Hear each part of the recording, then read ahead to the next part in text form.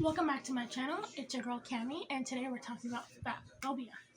Let's get into this video with first saying, if you're overweight, there's nothing wrong with being overweight, and I am here to talk about the statistics and what I learned about fatphobia.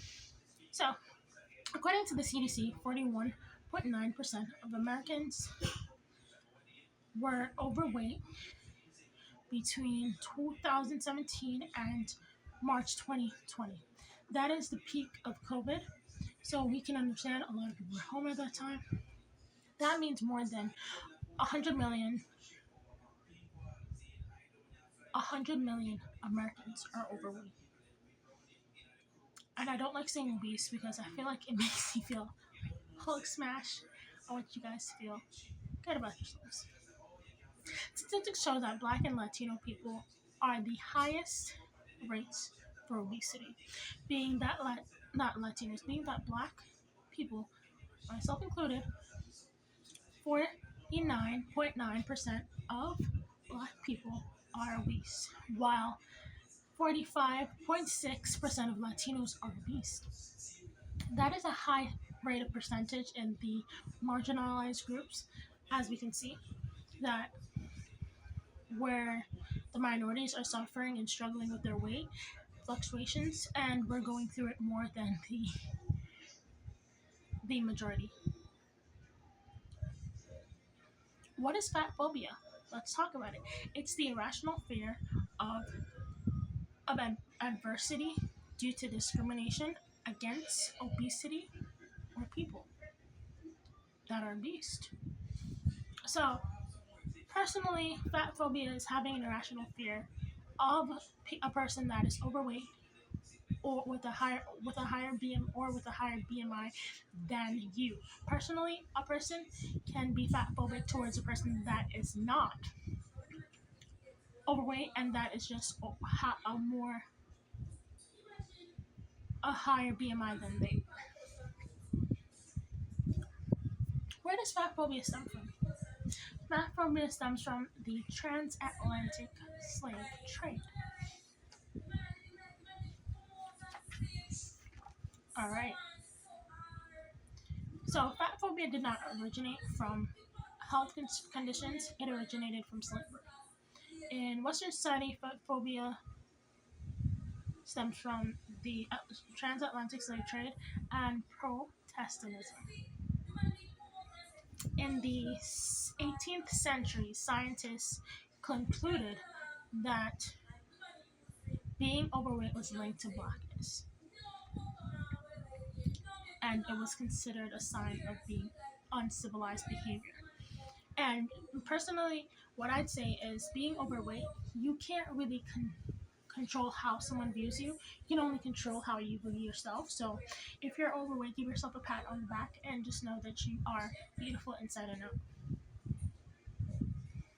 And one of the scientists were George Louis Lecompte Buffon. He claimed that Chinese women and Black women had bigger bellies, which is very, what's that word? Very discriminatory against marginalized groups. During slavery, some believed the idea of,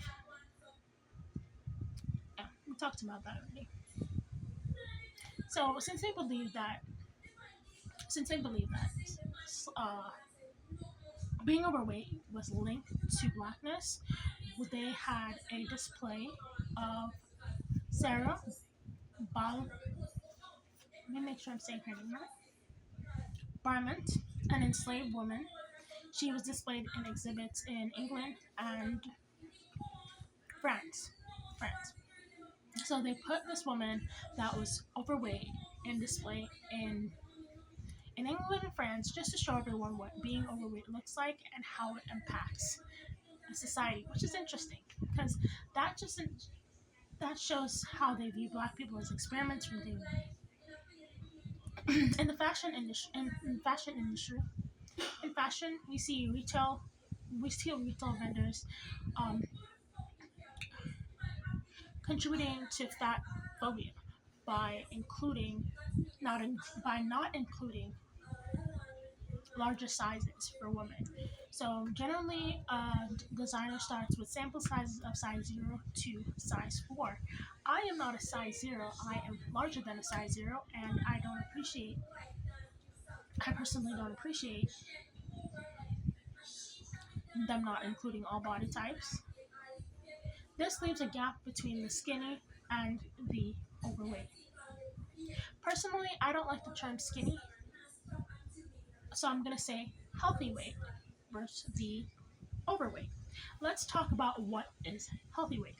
So if you have a BMI of less than 18.5, you're underweight. And if your BMI is 18.5 to 24.9, you're healthy weight. 25 to 29.9, overweight. 30 to 34.9, obese. 35 to 39.9, obese number 2. And if you're greater than 40%, 40 BMI, you're overweight times 3.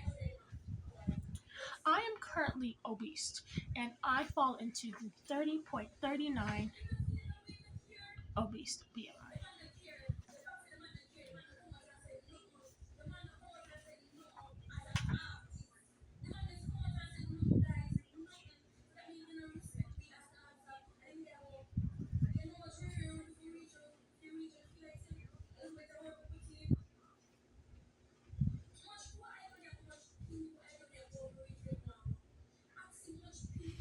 So, with being overweight, we first feel shame. We need to overcome that shame. There's no shame with being overweight. You didn't just eat one day and get fat. Like Rome wasn't built in a day. You ate to gain nutrition. And like I was saying, Rome wasn't built in a day, so you shouldn't feel any type of shame. I know a lot of us have eating disorders, and sometimes we binge eat. I think sometimes we overindulge watching our favorite TV show. However, we shouldn't be judged by the size that we are. We should be judged for who we are. So don't blame yourself. You're not to blame for being overweight. I know, yes, you picked up that cheeseburger on your way to Publix, or you bought some fast food on your way home. That is just convenience. It doesn't define you. Stop blaming yourself for being overweight. Don't get reactive, get proactive. If you want to lose weight, genuinely hit me up in my inbox. We can do it together. Confusion. When you're overweight, you're very much confused all the time, and sometimes you feel fat, bloated, and nauseating, just walking around feeling like a sack of potato just because you're overweight. That is not how you should feel. You should feel motivated to get up and do things, right? So don't be confused. You feel that way because your body's not getting what it needs to properly operate. Lost. You're not lost. You're not alone. There's millions of people worldwide suffering from obesity.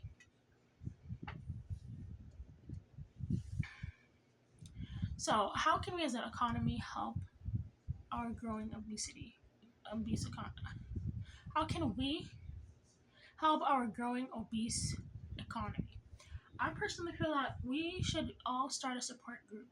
Like they should bring back Twin Body. I'm really pushing for that app to be brought back. I don't know if someone brought it out. Yeah, I think we should have a community where we can share our ups and downs struggles with our eating disorders and our health issues. As a Black woman, I feel inferior to my white counterpart, knowing that being obese for me and for a white person means two different things. It makes you feel really sad. So a person that's white and obese, people look at them differently. And a person that's Black and obese, people look at us differently. Some people even find us disgusting. And that's not how you should think of another person. You should have a big heart. According to Single Care, 71.6% of American adults 20 and older are obese or overweight. Obesity is more prevalent in adults 40 to 59. That means it's affecting our older generation, and that is the boomer generation. So, they're back in the day, most foods were inexpensive, and boomers were able to buy things even healthier. And you can see that the health issues, not just with the economy, it's personally not a personality type, not eating your favorite cheeseburger, it's the American influence, the American culture. Studies show that obesity is less prevalent in people with a bachelor's degree. So it shows that most people that get a higher education are less likely to be overweight.